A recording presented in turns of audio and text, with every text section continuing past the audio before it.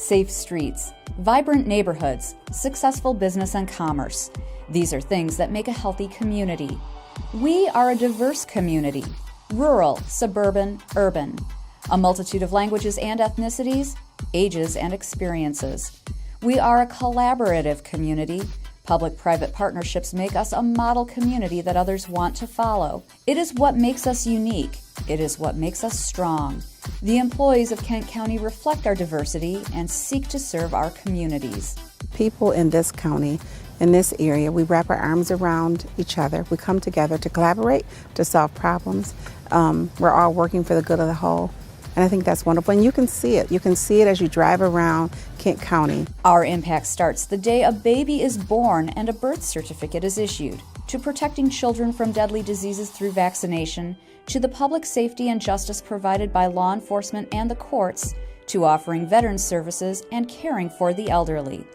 Every day we work to keep our communities robust. I think if you are somebody who's interested in serving your community, in building a strong knowledge base and a good group of people to work with, then the county is one of your best employment opportunities out there.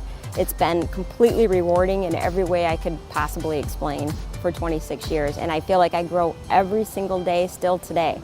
Leading these dedicated employees, our 19-member Board of Commissioners and our County Administrator Controller, along with our elected officials and appointed department directors, placing emphasis on civic involvement, quality housing, vibrant neighborhoods, and strong, solid infrastructure to allow businesses to thrive. Professional, dedicated, collaborative, and innovative. Behind the scenes, collaboration between foundations, charitable organizations, nonprofits, for-profit businesses, public sector demonstrated through the county, the city of Grand Rapids, the townships, all the cities and the villages in our area. If we don't come together, then we will not have the strength that we have today, and I only hope to build upon that. Our aim is to make our communities the best they can be. We are involved in exciting development projects, sustainable recycling programs, and creative progressive prevention programming. We partner with elected officials, impacting policy ideas that become great achievements. We seek opportunities to reach out into the community and offer our services to help our residents make Kent County thrive. Our relationship is solid, both from a staff standpoint at the county level as well as the Board of Commissioners. And they understand what we do and the benefits that we can do for the community, and vice versa. We couldn't do what we do without the help of Kent County. While most of us are busy running our lives, Kent County's elected officials, administrator controller, and over 1,600 employees are serving the communities where we live our lives, so we can all have a place we are proud to call home. Kent County, its life well run.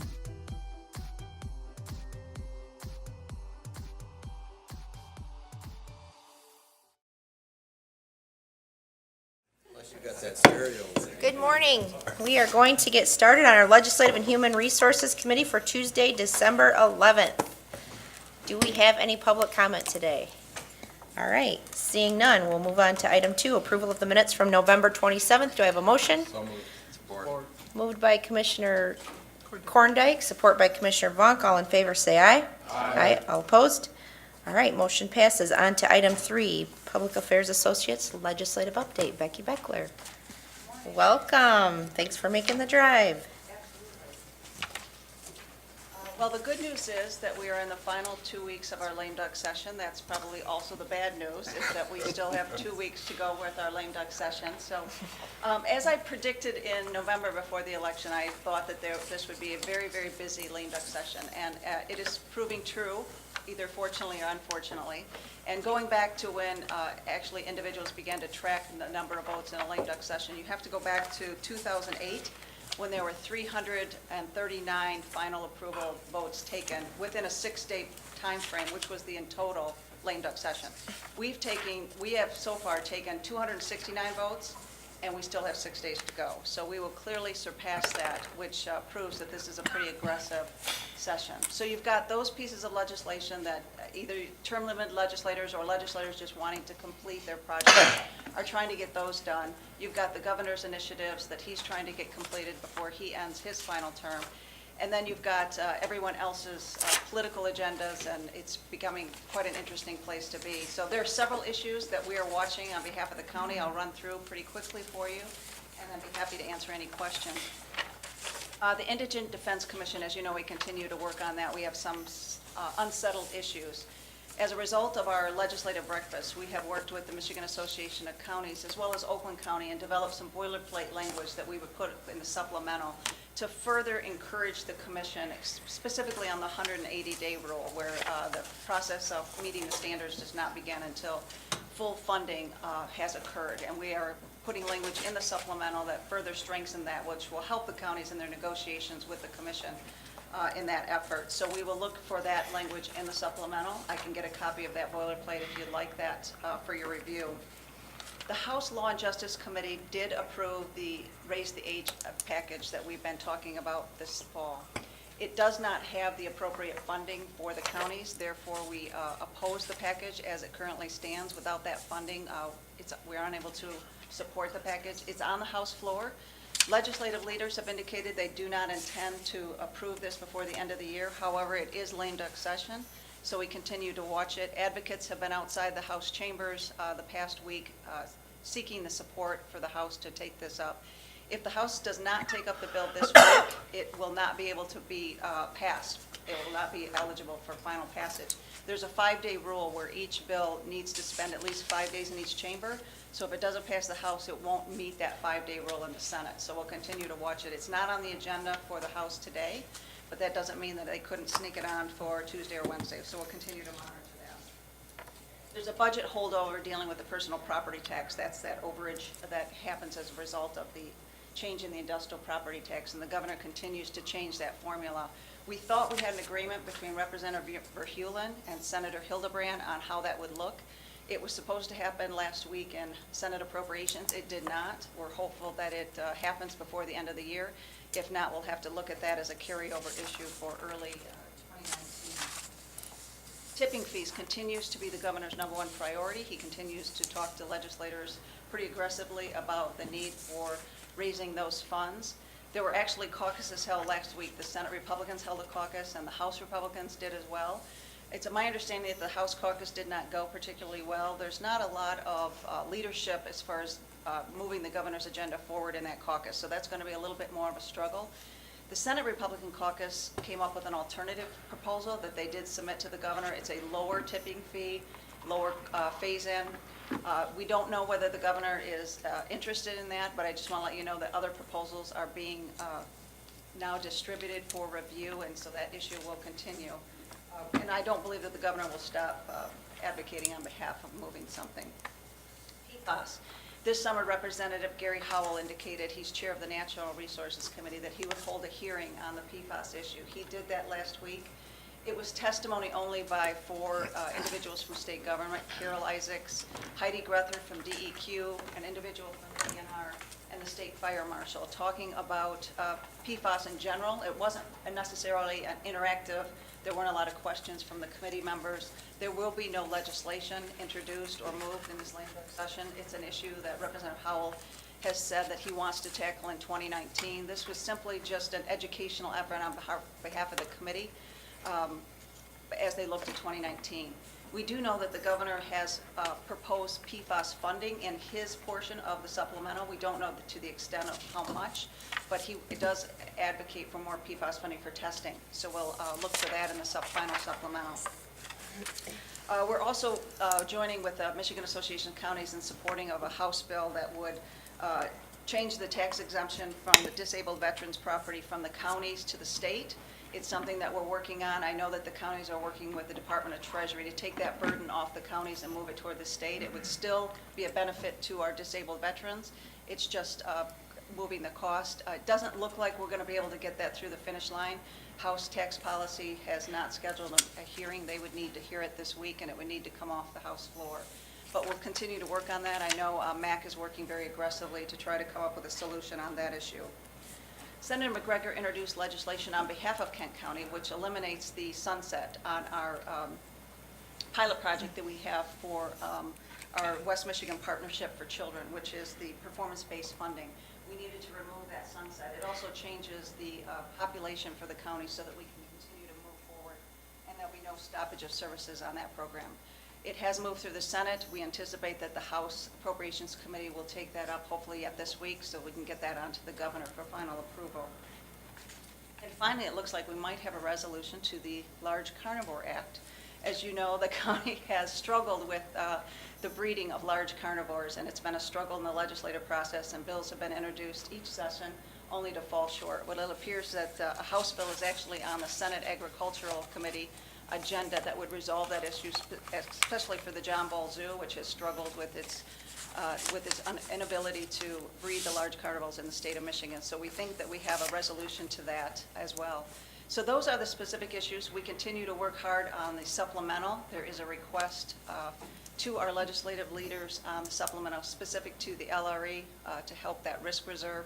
We feel good about those conversations. Of course, nothing is guaranteed until we finally see that supplemental, but the conversations that we're having are all been very positive. Representative Rehulin, Representative Daniela Garcia from Ottawa County has been very helpful, as well as Senator Hildebrand, so we'll continue to work with them. We're also working with MAC on a supplemental.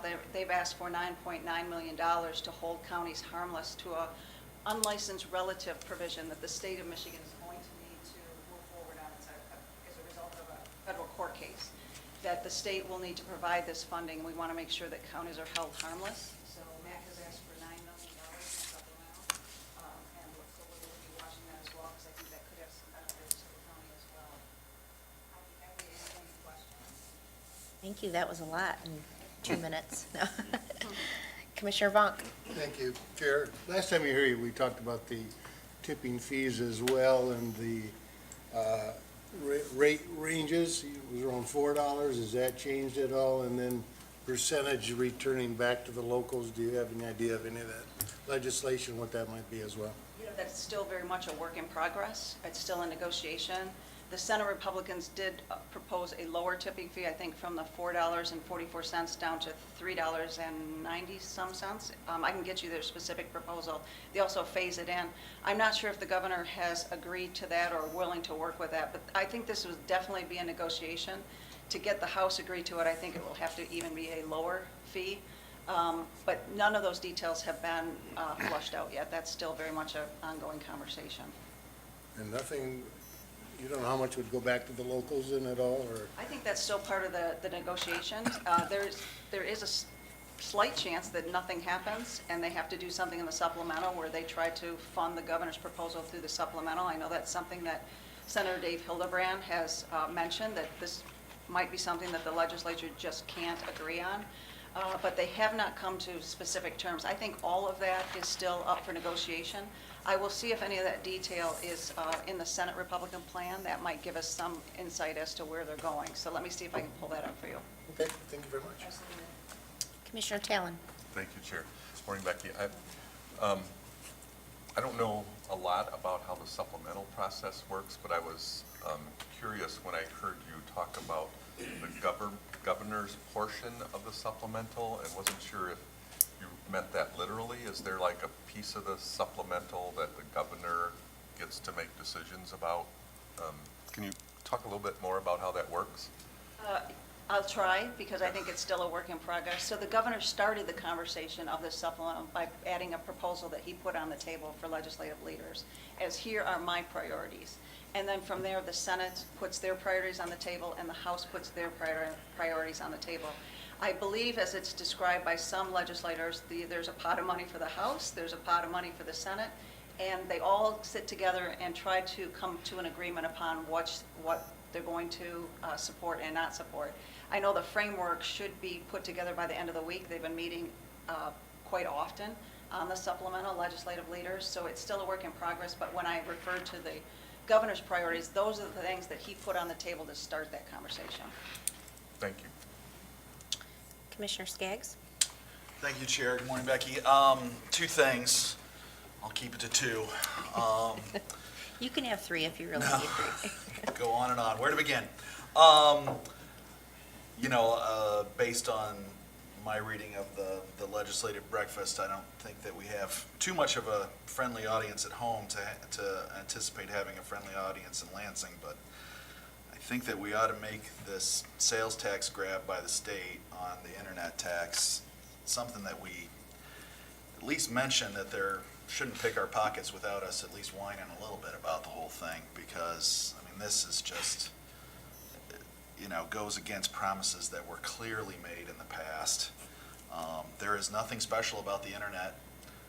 It's nice, but it's Macy's catalog on a computer. It is not a special sales tax and shouldn't be treated as such. So, I don't anticipate winning this fight, but I think it's probably worth having, especially as we talk about, raise the age and we don't have the money, but the money is sitting right there for us to do good policy here in the county, and to take it off a formula and send it all elsewhere, despite the fact that that elsewhere might be perfectly popular and useful place to spend the money. But it's, call me old-fashioned, but a promise is a promise, and it would be nice if people kept them.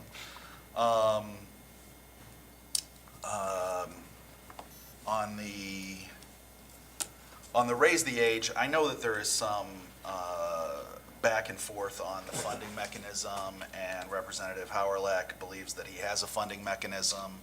Can you explain a little bit to us about why, I don't know if it's you or if it's staff, or why we feel that the mechanism that Representative Hauerlach has put forward, if it's in the bill, is not, I can't remember the exact word that you used, but would hold us revenue harmless. Well, Representative Hauerlach has put together a proposal that even the Department of Health and Human Services believe that they are not able to implement. And in working with the Michigan Association of Counties, this solution is not necessarily a solution because it does not appropriate enough money for counties to be able to institute this policy. So it's not the policy that we have a problem with, it's just the funding mechanism that continue to snag this issue. I could get you the detail as to the exact position, but I was understanding that even the department is saying that his solution is not necessarily a solution to them because they can't actually make it work however he has designed it. And there's no other solution that's out there, or just, we have, what, 450 million laying around? I mean, it's there, there's just a lack of will. So, again, I would urge you on our behalf to try to bring some of this money home, because I think that in our legislative agenda, this is something that we want to do, and follow the other 45 or 46 states that don't treat 17-year-olds as adult in this one instance. And it's shocking to think that there's not the money out there to do it. So, I wish you well on our behalf. Any other questions? That is all. Got one more? No. No? Sure? Okay. Anyone else have any questions for Becky?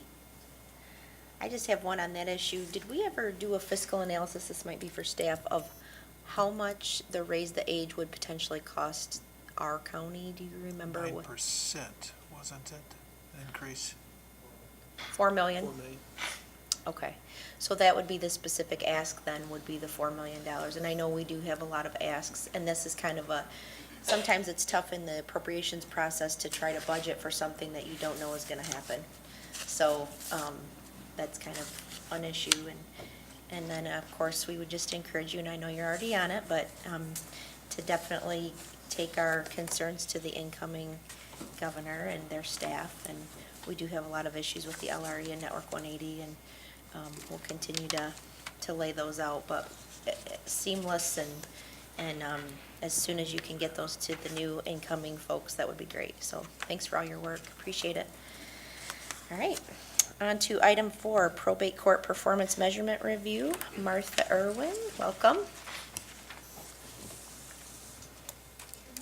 Good morning. My name is Martha Irwin, and I am new to probate court. I'm your new probate court registrar. I replaced Susan Blackney in March of 2018. Welcome to the board.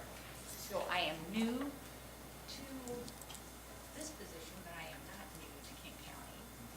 A little history, in 1984, I passed the Michigan Bar Association, or bar exam, and practiced for 9 years until I had children, and then after staying home for 17, took the Michigan bar exam and passed in 2009 and went to work for Circuit Court George Judge and worked with him for 6.5 years. When he was looking at retirement, I was fortunate. Mary Holloway talked to me and said, how would you like to work in my office as chief deputy in the Circuit Court Clerk's office? So that was a huge change, going from serving one judge to serving 14 judges, 7 referees, and handling all their cases. Then Susan Flackney, when she began talking about retirement, she and Judge Murkowski talked to me and said, you can learn. I think you would enjoy this. And I have been learning. Ever since I have been here, I have learned an amazing thing. I learn something new every day. But one thing I learned the very first week is that from Chief Judge Murkowski and Judge Ackert, who handles just the minor guardianships, to the probate court staff, this is a department that works just an amazing amount. They work hard, and they really serve the people of King County. So I'm going to skip right to you. I have my materials, so I'm not going to go over some of the things that we do. But everybody works hard to timely handle and fairly adjudicate all matters before the court. And our main job is to protect incapacitated individuals and to also ensure the orderly transfer of property after death. And we do all this in an accessible, person-centered venue where Kent County residents can secure a peaceful and sound resolution of their most personal matters. And every individual is treated with dignity and with respect. We are proud of our reputation for handling things timely and fairly. And as you can see, the indicators that have been set by the State Court Administrator's Office, we more than exceed every standard. We are working now to maximize the effectiveness of our staff through innovative technology. And while this sounds really great, it is difficult to get all the moving parts in place and going at the same time. Almost every document that is filed in probate court triggers some kind of a deadline. And we set ticklers so that we can follow up and make sure that follow-up work is done. And these are all set by Michigan law and court rules, but every 30 days or every year, we will get a tickler, and if it hasn't been done, we will seek out the people, have them come in, and if they don't still do it, we have show cause. We really work to minimize that. So we are working to keep in compliance with the statutes and the court rules and decrease the number of times that we bring people in for what we call a counter conference. The next step is a show cause, and finally, if they still are non-compliant, the bench warrant. But one thing that is just amazing about the staff in probate court is their philosophy. Our first question is, how can I help you? How can I help you do what you need to do? So we basically interact with customers and citizens of this county 3 ways: on the phone, in person, and by email. And we did some studies, and we are touching people almost 50,000 times during the year. We had that close contact. And you can also see that our customers are happy with our service. We've done extremely well on the customer satisfaction survey. The comments that people write are really meaningful, and this is the only department that I've ever been in where customers bring presents in and say, like, we'll have donuts one day or something delivered saying, thank you for helping me. We have forms. We provide all forms. You can come in and buy a packet and fill out the things that you need to do related to a guardianship, a conservator, a will. And we have chairs and tables, and people can sit down and then come up and ask, what does this mean? We think our forms kind of are reminiscent of IRS forms. They're just that intense. but we really work to help people fill them out. We make them all available also with explanations through Access Kent.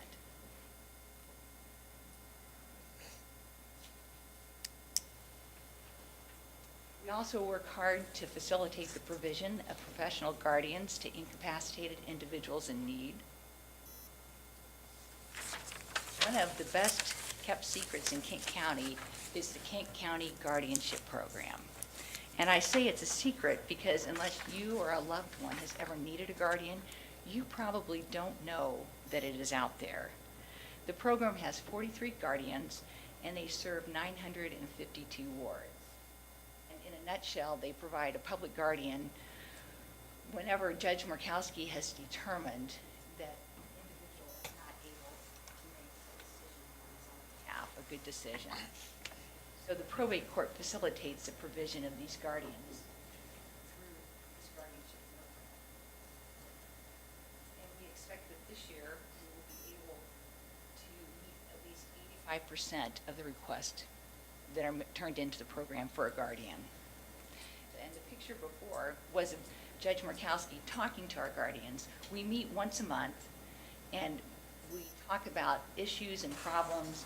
We work on training to make sure paperwork is being done timely and correctly. And they all come and just come together. The judge was here explaining the best way to represent wards in his court, what you need to do to be a good advocate. Another thing that probate court does well is we systematically collect any reimbursable fees that we can. One of the requirements of probate court is to provide counsel, right, about items, and also so whenever an attorney needs to be appointed for an indigent, we need to have a way to try and reduce some of that cost. Systematically send out bills, we're maintaining this so it's not going up, even though these specific types of cases are on the increase. We manage to hold the expenses of the county. Martha, could you pull Yes. the mic up just a little bit? Okay, to you? I'm sorry. Very soft-spoken, so. I'm sorry, I'm not, Thank this is you. not You're my doing normal great. thing. We You're just, doing wonderful. We appreciate Okay. it. So the growing caseload, it strains our staff. We have a very small staff. So the more cases we have increased filings, we have more scheduling responsibilities, and more customer contacts. Plus, we need to appoint legal counsel more often, guardians ad litem, and also now, reflecting our growing diversity in Kent County, we are locating and hiring translators on a regular basis. And that's another part of my job, which is interesting. One of our significant accomplishments is we received in 2017 the Excellence in Action Award for Collaboration, and this was the Kent County Guardianship Program. To show you, these are the people who collaborate in that. We've got the probate court, the county administrator's office, the Department of Health and Human Services, Spectrum Health Hospital, and Mercy Health St. Mary's, and the Area Agency on Aging of Western Michigan. They all have a piece and a financial commitment to the program. This year, the county is budgeted to provide $167,000. This year, Senior Millage has awarded us $154,984, which is up from $135,490. The state of Michigan increased its allocation from $43,222 to $65,913. And this is due in part to they raised the rate that we have to pay the public guardians from $60 to $83 per month, which is a significant increase. There is growing pressure for us as a program to increase across the board the rate that we compensate our guardians.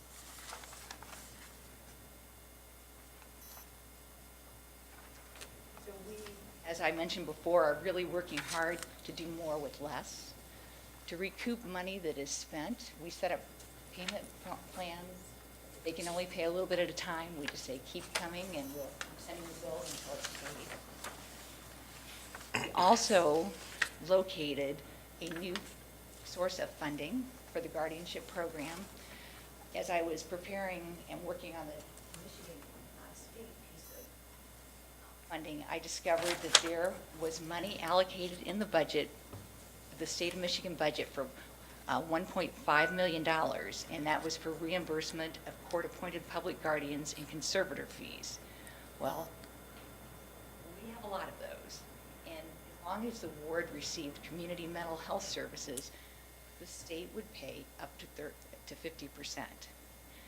So I looked and I couldn't find a lot of information online about this program. The one person who seemed to be talking about it was the lobbyist for the Michigan Guardian Association. So I joined. They had their conference in the fall here at the Amway, and I went over and I met him. And he said, hey, the money is there. You just need to ask for it. So all of the public guardians sent me lists of people who received case managed services. And we went through and we figured out that we paid 407 wards, county dollars, so that we could ask for at $60 per person. When we asked for a return reimbursement of $12,150 for our fees in October. Now I call this imminent because we have not actually seen the money. However, the response wasn't like, we don't know what you're talking about. The response was, we don't have our process in place. As soon as we have it in place, we will pay retroactive to October 1. So this means that every month we're going to send a request for $12,150, give or take. People die, new wards come in.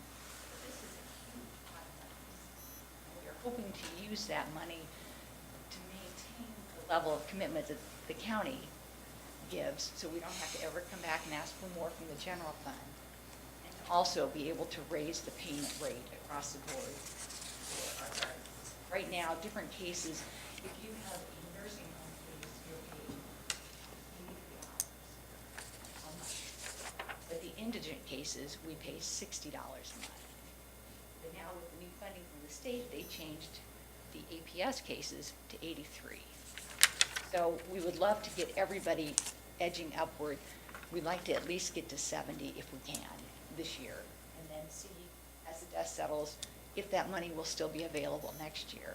But I'm hoping, and I'm pretty confident that in light of the fact that it is community mental health services, that's funding that should be consistent.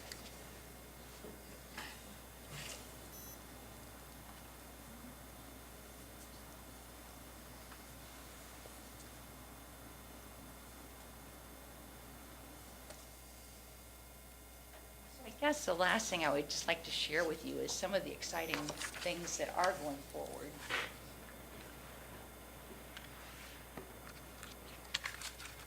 We are working on document imaging, and the reason that will be so exciting is it is going to be intensely efficient.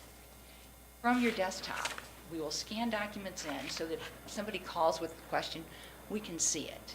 And it's not just linked to our desktop, it will be in our on-base system, so we will be able to interface and react with the FOC, which now we photocopy and mail things. Instead, we can just click and send them to their queue, the court order that they're talking about. So it'll be time saving on both ends of the spectrum. The next thing is the automated scheduling through Access Kent. One of the ways that we schedule hearings now, people call and get a date. We are going to have these on Access Kent, the dates that are available, and we are working on figuring out with WebTech how we can make the dates fall off once they're full, so that people can look and see the date and then send it in, eliminating a 1 or 2 phone call process for every scheduling date. Automated billing submissions. Right now, our public guardians submit a sheet, a worksheet, and it has all their cases listed, and it says whether it's paid by SRM, by the state, by the county, or some other fund. It's all done by hand, and then it's all entered in. If we can switch to having this done through Access Kent, then all the information will be there, and we can use it. Once it's captured, we can use it to collaborating with the state of Michigan, because one thing about having this extra funding is we can really focus our guardians on providing mental health services to their wards. The wards that we have, these are the people, this is the last resort. They have no willing or able family member or friend. Most of these are the ugliest cases. They're referred from protective services because of financial exploitation or physical abuse. They're referred from neighbors because they see people wandering on the street and they don't know what to do. Mental commitment cases. There's people in hospitals that are unable to make a decision and the hospital can't discharge them. So this is one of the reasons why the hospitals are actively participating in supporting the guardianship program. Because if they have someone who needs to be placed and they don't have anybody to discharge them to, they need them. And we try and provide that as quickly as possible. So that we should be able to collaborate, continue this with the Kent County Guardianship Program. We need to continue adding guardians because the demand is not going down. We have wonderful both mental health and medical facilities here, so the people flock to Kent County. And once they're here, they become so we'll be able to use money from the state to hold all of these people. We are working on developing better written materials and trainings for assist not only professional guardians, but also guardians in general. Because filling out some of the forms, what are you really asking for? Well, we have a lot of written materials. People need to hear it. So we're looking at scheduling and setting up some programs and just sending out word to the people. So we will, as I mentioned, be collaborating with other county agencies through OnBase to more efficiently provide information and documents. It's been an amazing 9 months for me. I had no idea all this came out including. So I'm thrilled to be a part of it, and I thank you for that. Anybody has any questions? Thank you for your presentation. Appreciate it.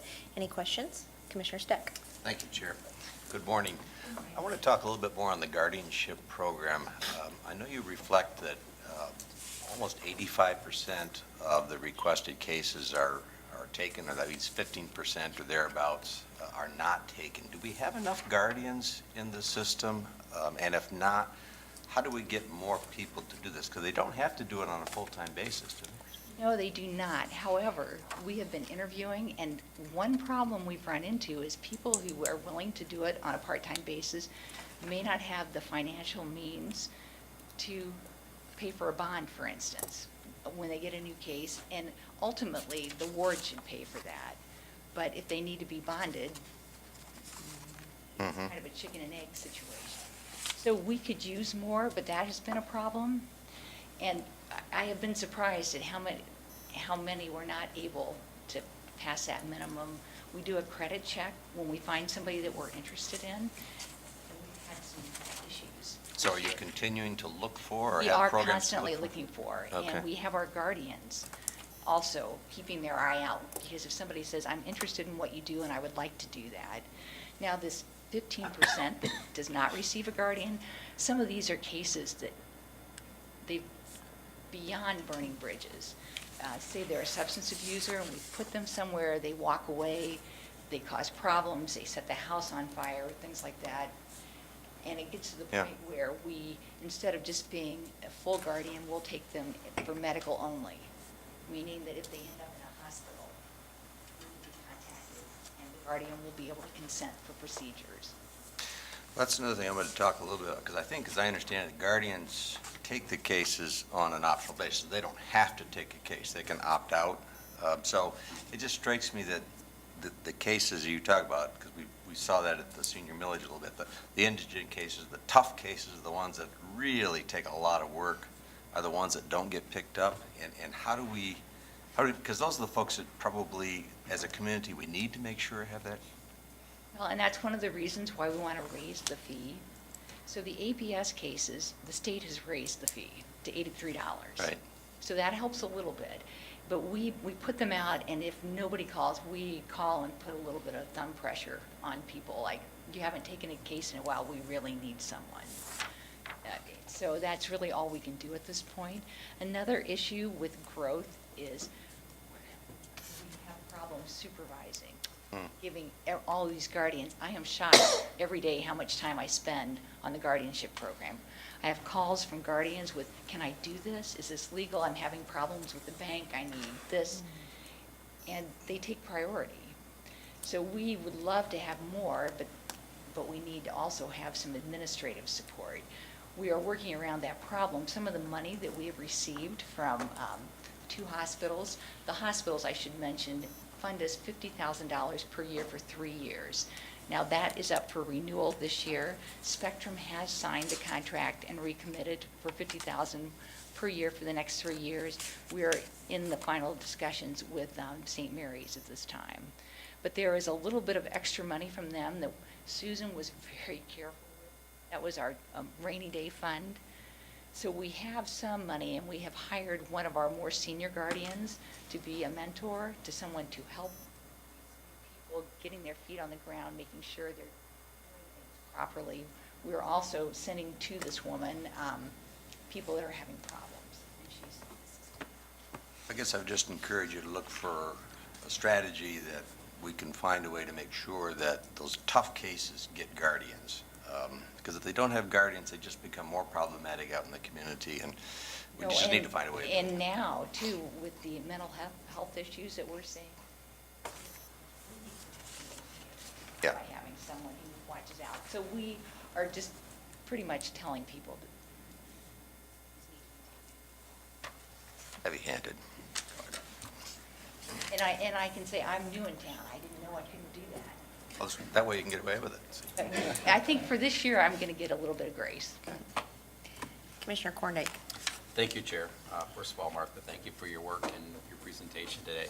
Looking at your report, page 5, the second item talks about the number of mental commitment petitions processed for other counties because they were hospitalized in Kent County.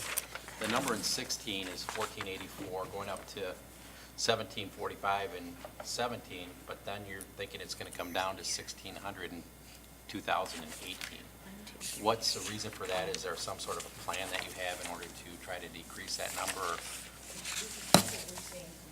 We had at the halfway point of the year. It was slightly down. Do you have a plan to try to decrease that number? Is there any way that we can try to not service so many out-of-county patients? They are in Kent here. County? A lot of the people that are here, we do not provide guardians, but we do have to have the hearings, and if they have to have an attorney, we just have to do that. We don't get to count them in our SCAO statistics. They're not part of our caseload, so it's deceptive. And we don't get any money from the other counties either, do we? No, but then they service some of ours, but not nearly as many. I was going to say, probably But not to the not extent. nearly as many. Okay. All right. So I don't know how we'd say, don't come to Kent Well, that's probably a legislative We looked problem at it. that we're looking at. We so. did look at it. Anyway, but I thought there might have been a plan, or these are just raw numbers. All right, thank you. Thank you. Commissioner Ponstein? So how often is a family guardian removed and a professional put in? You might be surprised. These are the situations where we've had primarily financial exploitation. And I don't have a percentage, but more often than you would think. You'll get a call. They usually come in through APS, somebody who is not getting the services they need, and when they check, the money's gone. So all the money that has been coming in to support them through, whether it's Social Security or a pension, the family members all move in, live with them, and spend it. So I don't have a separate category for that. I can't tell you an exact number, but there's a surprising number of situations where there is not a family member who is suitable to serve as a guardian. When you're dealing with an issue like that, what's driving the family member to do that? Just evil, rotten person, or just doesn't understand the law and monies that were taken out that they thought were going to go to help were illegal? Well, they say, I'm living with mom. So I take her car, I eat her groceries. The pension, I don't take her to the doctor. I don't use her money for these kinds of things. She's not on Medicaid, so I take her to the emergency room if she's sick. They just, some of them are just not good. And it's an easy, all we've been with Mom, and we're taking care of her, but they're not.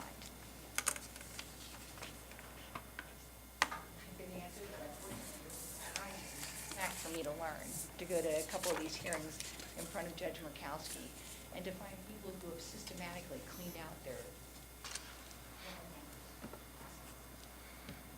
In fact, one of our guardians at the last meeting reported he had a major triumph.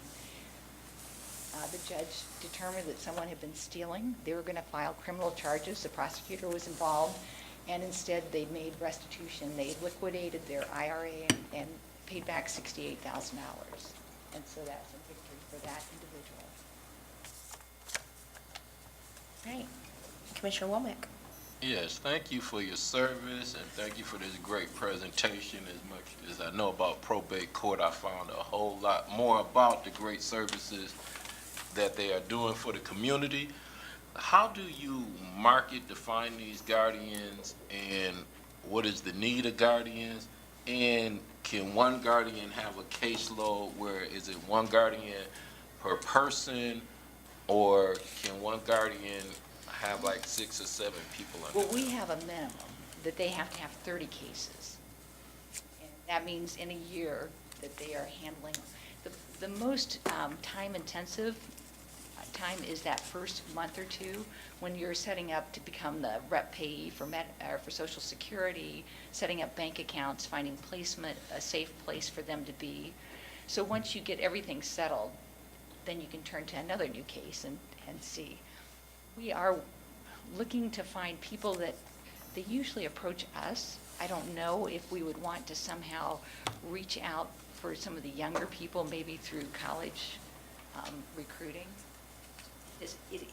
We do tell people that it is not a job that should be a primary income, because it takes a while. Once you build up a caseload, you certainly could live off of that, but it will take you a year or two to get to that point where and that would be a full-time, probably 40 to 50 ward caseload.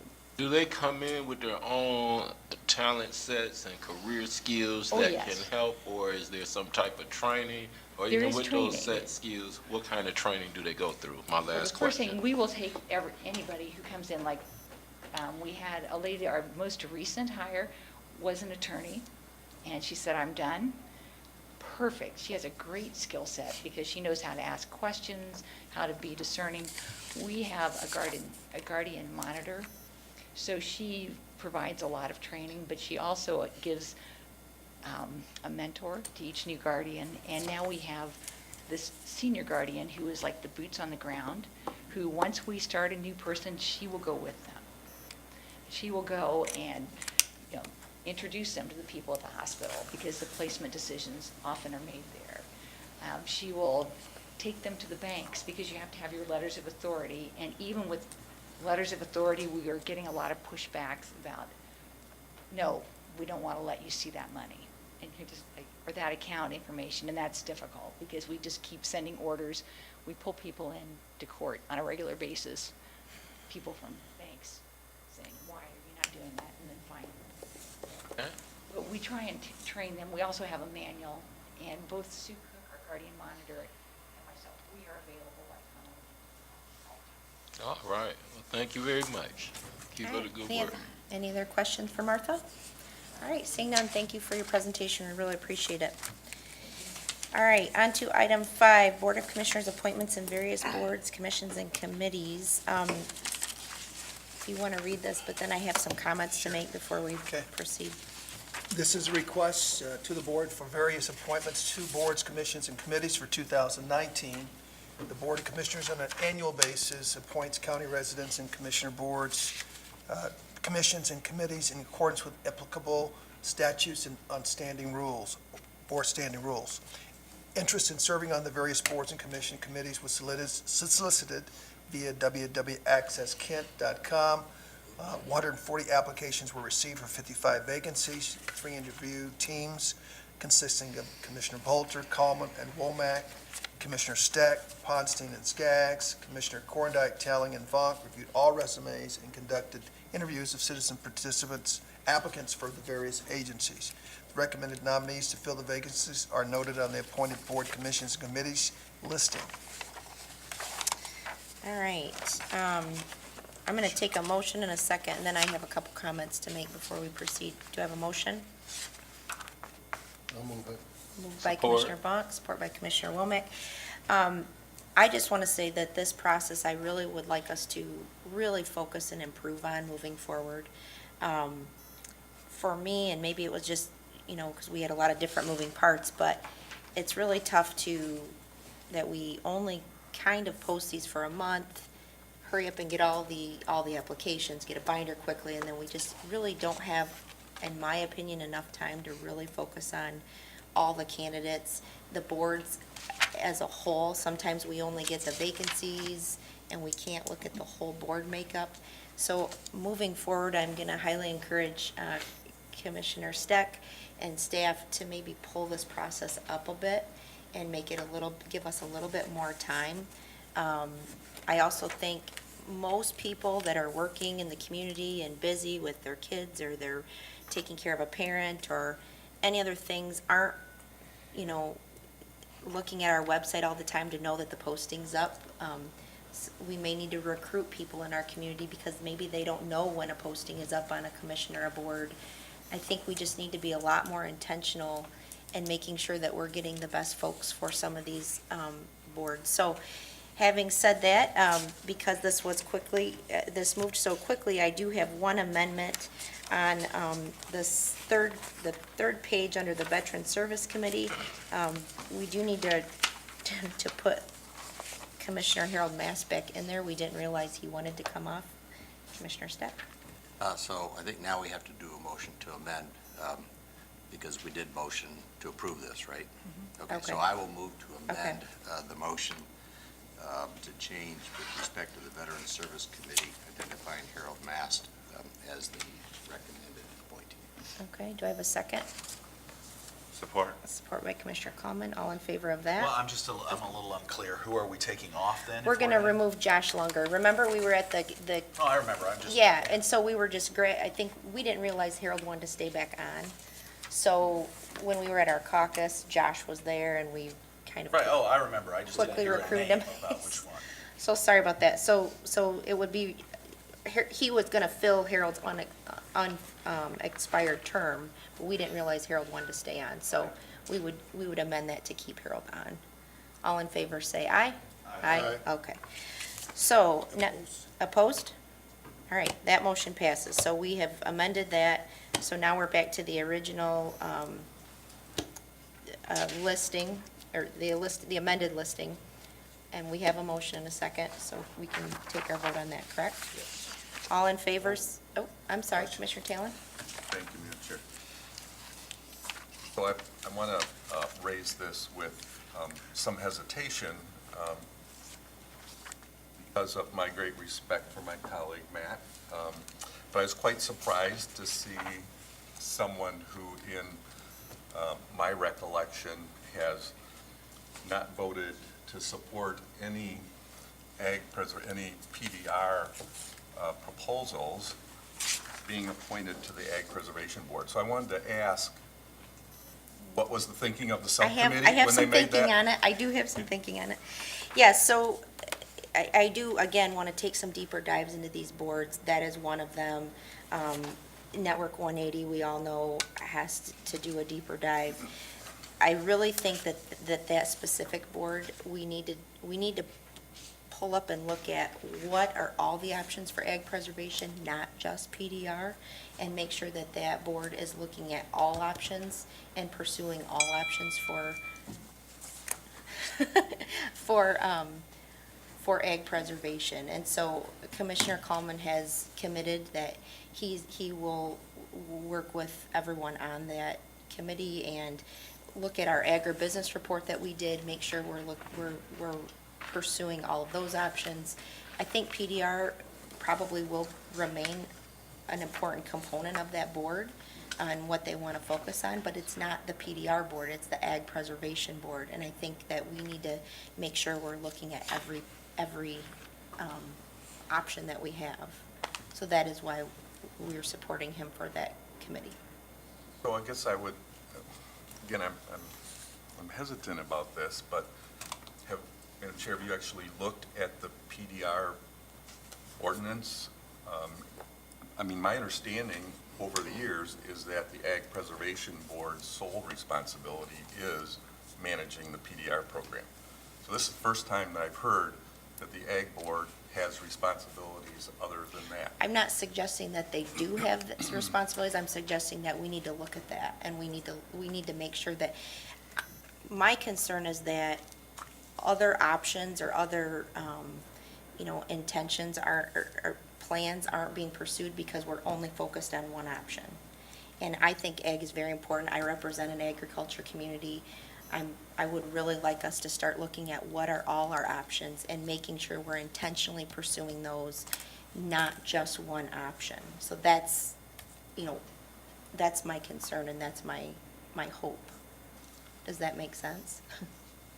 That's a pretty significant change in what that program is that this board hasn't talked about, so I guess. Right, but we're doesn't make only, sense, we're I only guess, putting one person on today we're just talking about putting one person on the board. But we have had people that other people that did express interest. Correct. And Yep. so we're choosing someone who doesn't support the PDR program. I really struggle with this appointment. Okay. I'm also trying to choose someone who represents an agriculture community in their district. So that was a concern of mine as well. If I could just follow up. Sure. Go ahead. No, go ahead, Commissioner. No, I really can't. This is all new. I'm really surprised at this, and I really can't support this, so I guess I'm going to have to Okay. vote no. It's just one person on the yep. board, but, Yep. okay. Commissioner Skaggs? Yeah, with all due respect to my colleague from Byron Center, I just can't see this as the best fit for his talents and his beliefs, which I think are heartfelt, and probably I represent the people of Byron Center from what I can tell. But I don't believe that they're representative of the rest of the board. We just recently had a vote at our last meeting that was 1-18 on accepting free money to do an ag preservation deed on a PDR. This is the only thing that the board is currently doing. And so I think that to put someone who has a belief that is contrary to the existing intention of the Agricultural Preservation Board, I can't see it being a particularly good fit, especially since we had another commissioner with a farming background who was not opposed to the core action of the board. So I guess I would make an amendment that we change the appointment from Commissioner Coleman to Commissioner-elect Sparks. Support that motion. Okay, we have a motion and a second. Have any conversation on those motions? Sure. Just one more comment. It strikes me that we probably would not appoint someone to the Community Health Advisory Committee who does not believe in immunizing children. To me, this is somewhat similar, that we're appointing someone to the Ag Preservation Board, which is responsible for administering the PDR program, who doesn't support the PDR program. So I'm speaking in favor of the motion to appoint someone else. Okay. Do I have any other comments or questions on the motion? Commissioner Ponstein. Thank you, Chair Bolter. I guess this is, if the criteria of the Ag Preservation Board is you have to support PDR, I would suggest that we look over the past 10, 12 years. You'll find a lot of the appointments were not pro-PDR. And to signal out the county commissioner for just his beliefs. I mean, I disagree with Matt, but I still respect his ethics as a commissioner, his well-thought-out process on coming to those decisions. I just think it's dangerous at this type of the game that we can just pull people off. I mean, I guess people could look at the two committees I sit on and say that, you know, he's really not qualified. I think that's a broad statement. It's a dangerous statement. And I've just looked at Matt as a whole, and for the most part, he does research the topic, and his decisions, when he does make it, are well thought out. So I don't see where it's going to hurt having a commissioner with those viewpoints on that commission. It may help Matt look at the other side a little bit different, and may not.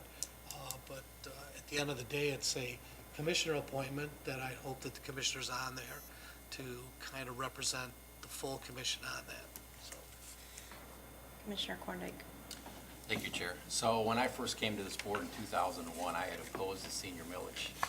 And the first thing they did was throw me on the Senior Millage Review Committee. And I changed my mind.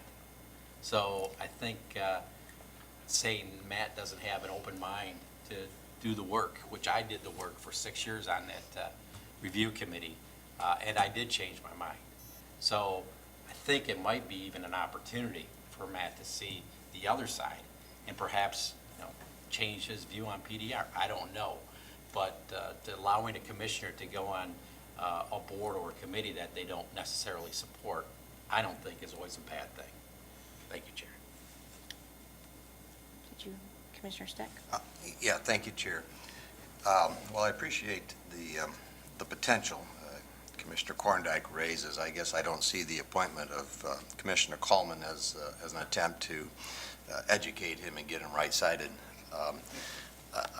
I do, though, believe that he has indicated his willingness and interest in serving on this board, and that he brings to that board an ability, a skill set, and an openness to pursuing the best interests of the county.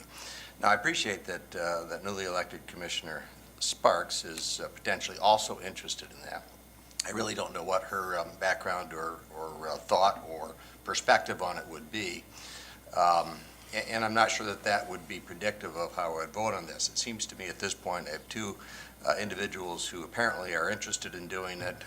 Commissioner Coleman is more senior and has expressed an interest in doing that. So I would support his request to go ahead and serve. Thank you. Any other comments? Commissioner Skaggs? I don't think that it's particularly dangerous what we're talking about here. What we're talking about is trying to have an appointment to a board of someone that doesn't have an opinion that represents about 5% of this board, and whether or not that is the best fit for their talents. And I guess I would agree with Commissioner Steck that perhaps it shouldn't be, it's not a particularly well thought out policy to appoint people who oppose the goal of the board to the board in hopes that they will change their mind on things. I mean, we don't appoint people who are opposed to flight to the airport board. So I just think that this is a very... Commissioner Morgan on that. I just think, and I'll just go on, I just think that the point here is very simple. This board does one thing, and I look forward to the chair's discussions, and obviously from the email we got from Administrator Britt, that we're going to think in broader terms on this issue. But for now, this board is only about purchase of development rights, and I just think that we ought to have someone that actually believes in the program there. And I also believe that Byron Center is not a township that's engaged in the PDR program at all. I think they've opted out of it. So again, I think there are lots of others who would be better fits. To answer Commissioner Steck's question, from the brief discussion that I had with Commissioner-elect Sparks, you know, she's a partial owner of a farm in another county and has some agricultural background. And I just think that in this one case, that it makes sense that we reconsider this and appoint someone who is more in line with the vast majority of the board on this issue. Okay, any other comments? Commissioner Bonk. Thank you, Chair. I've been serving on this committee for the most part of 18 years, and I've never seen this done before. Dave Moran, paintings right over here, he said these are political appointments. Now, we don't give litmus tests. We all serve on different boards. Some we have more interest in than others, but I've never seen it being problematic in the 18 years that I've been here. And all the commissioners have done a good job, a responsible job. They're responsible to the voters of their district and to the county. And I've never seen that fail yet. Could they have done better? Maybe. I could say that about the committees and boards I've been on as well. So I appreciate anybody that's willing to serve, and I trust what any one of these commissioners does and whatever they bring forward. I trust my question, respect but verify. Yeah, we can do that. And you do it yourself after you leave a meeting. Wow, what about that? Did I vote the right way? What about this? Maybe I should rethink this. So I think Matt would do a fine job. I trust him. He's one of the guys we passed the torch to, and distrust is a bad thing to start having on a board, and then pretty soon we'll all distrust everyone. So I like to keep it positive and go forward. Commissioner Talon, did you have additional comments? Yes, thank you, Chair. First, I want to just clarify that, number one, I don't distrust my colleague. Number two, I don't consider him dangerous, either personally or on the Ag Preservation Board. I am concerned about the process of getting to where we are here. And I didn't see either of the candidates we're talking about, either in the amendment or the original proposal, in our resume binder. So I'm not sure how they came. I did attend the caucus meeting, and my sense was that this was not reviewed by the subcommittee. It was not a recommendation of the subcommittee, and it felt like it happened fairly haphazardly, in my view, at the caucus, and that's where the recommendation comes from. I am in wholehearted support of your desire to relook at this process, to continue to improve it, and to me, this is an area that really can look at some additional improvements as far as the process goes. Thank you. There's one statement I agree with you on, Commissioner Talon. Just to address the caucus, I do think you'll remember that I think I used the quote, "We'll put a pin in this one," and I did have conversations with both Commissioner-elect Sparks and Commissioner Coleman. I discussed kind of moving forward some options and some potential plans, and this was the call that was made. Again, Commissioner Coleman represents an agriculture community. Commissioner-elect Sparks does not have agriculture in her potential district, nor has she served on the board yet. She's new. We're trying to, kind of assess what she would like to do.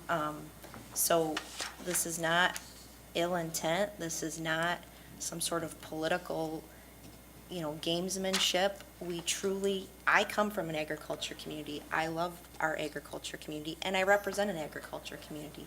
And I think this board needs to start doing a better job of looking at other ways and innovative ways of addressing the needs of the agriculture community besides just PDR. That may not be the current situation, but I think moving forward, that needs to be looked at. We're not gaining anything by just focusing on one issue. So that's my hope. Maybe it'll happen, maybe it won't. But I think we need to try to be optimistic. I think we need to be innovative. I think Commissioner Coleman brings that to the table, and that's why I think he is the best person for the job. So on the motion of amending Commissioner Coleman to Commissioner-elect Sparks, do I need a roll call vote for this? Do I need a motion for a roll call vote? Okay, we will have a roll call vote on amending the motion to change Commissioner Coleman to Commissioner Sparks.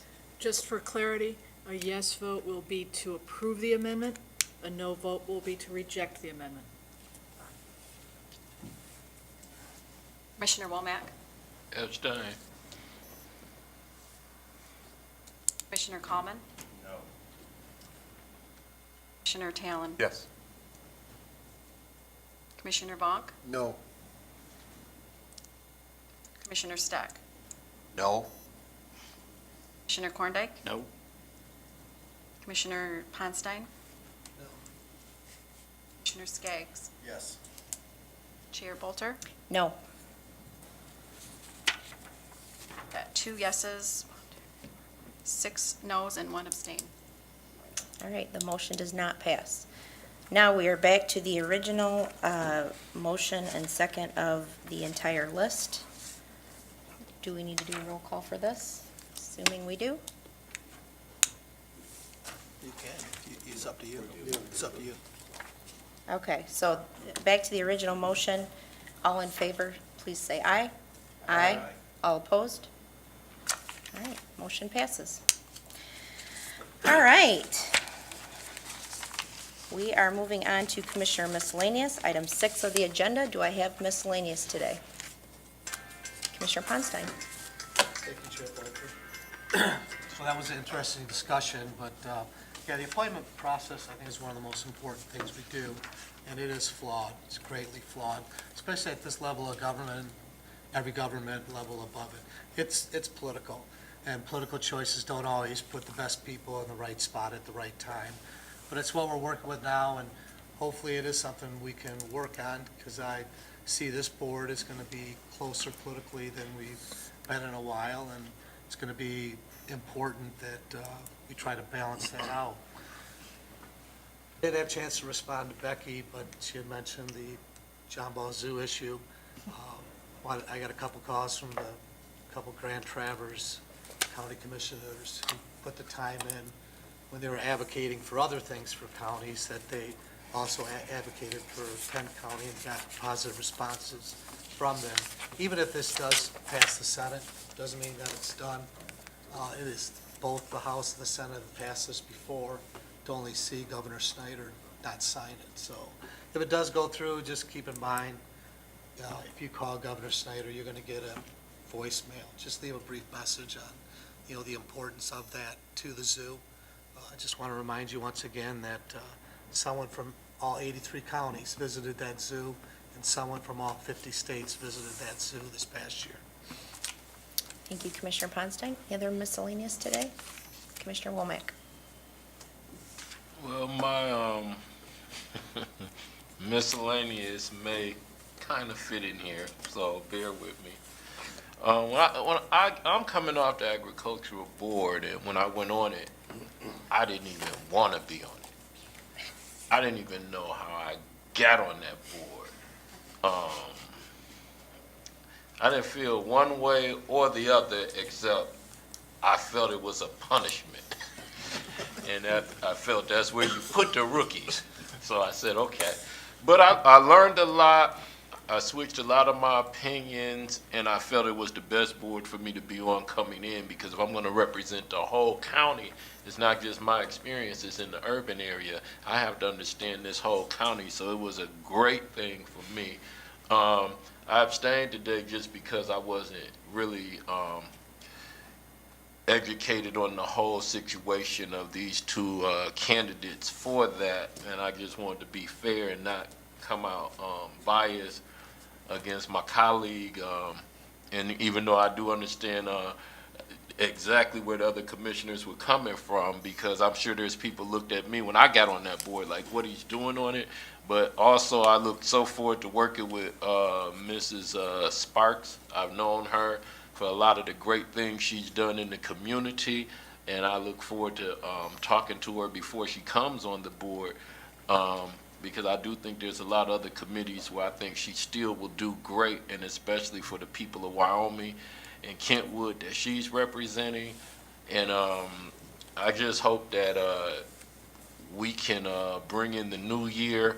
We're going to have some battles, of course, but I hope we can bring in the new year very united. I'm very happy to be on this board, and I just want to commend all the commissioners, all our heads of departments, our sheriff's department. This has been a year for once that everyone in my community knows what Kent County is, for better or worse.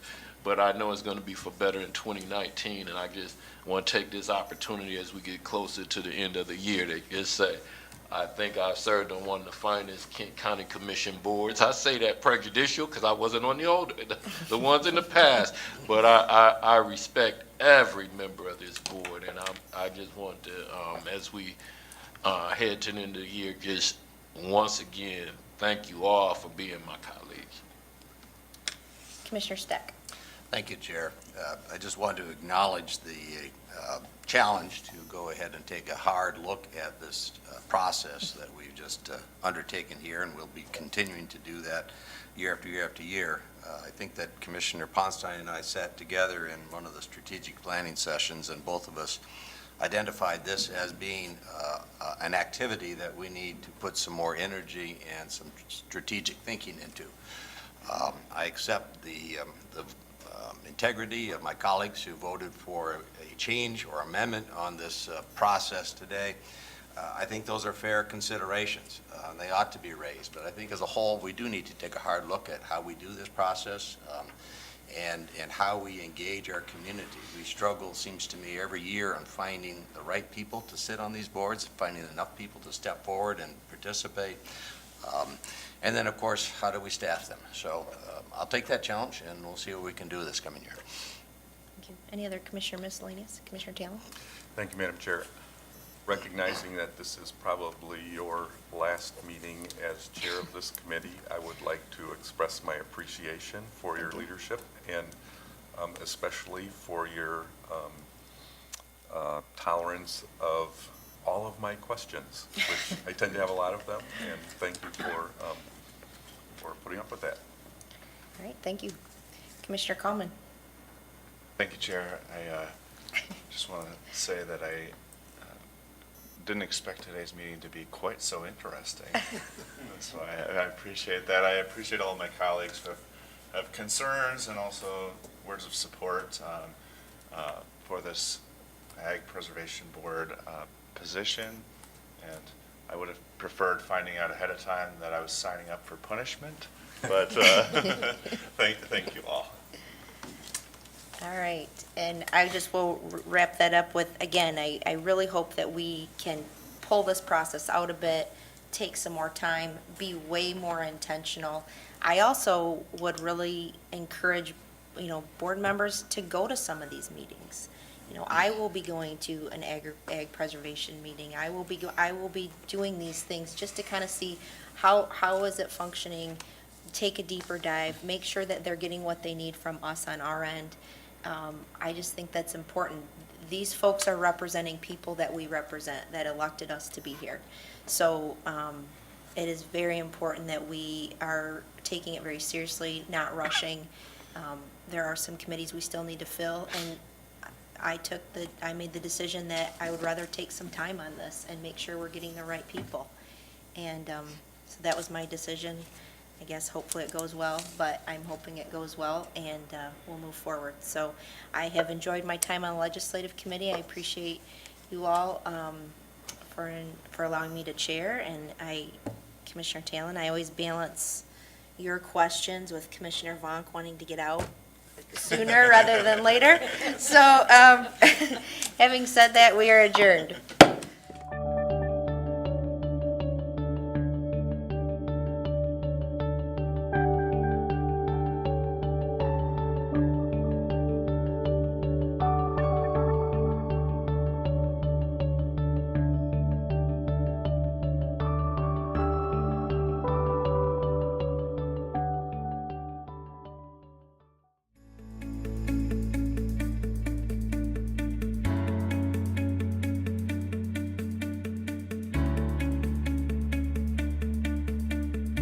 I am Kent County.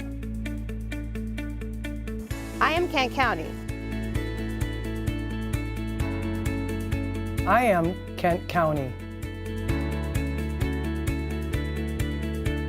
We are Kent County. We are Kent County.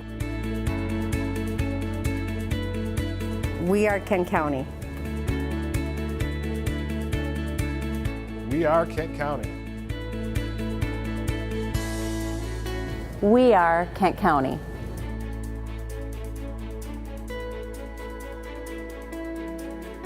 We are Kent County.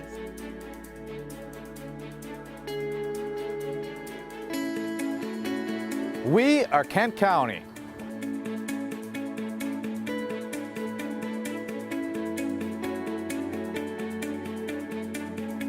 Beya, Kent County. Ami, Kent County. Somos Kent County. Mas Ira, Kent County.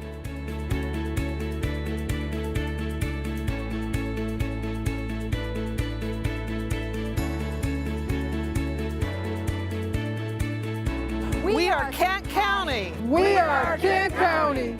We are Kent County. Oh yeah.